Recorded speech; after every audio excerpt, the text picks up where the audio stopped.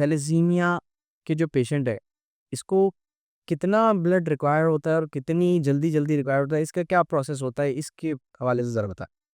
Thalassaemia basically जो हमारे यहाँ इंटर फैमिली मैरिजेस होते हैं, जो बहुत बड़ा एक हमारे यहाँ एक बन गया है कि भी इंटर फैमिली मैरिजेस नहीं हेरिडिटरी है ना, ये हेरिडिटरी है।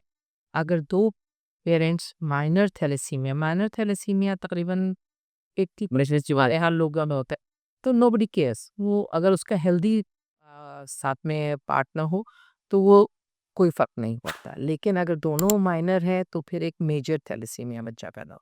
दोनों माइनर हैं तो? जी, 2 माइनर की शादी हो जाए तो इम्कान बढ़ जाता है। अमूमन फैमिलीज़ में अगर एक कज़न दूसरे कज़न में दोनों माइनर थे, तो जब कज़िन्स हैं, तो बच्चा जो होगा वो मेजर हो। मेजर। और मेजर मीन्स के भी उसको फ्रॉम बर्थ ऑनवर्ड्स उसको ब्लड की ज़रूरत पड़नी शुरू हो जाएगी।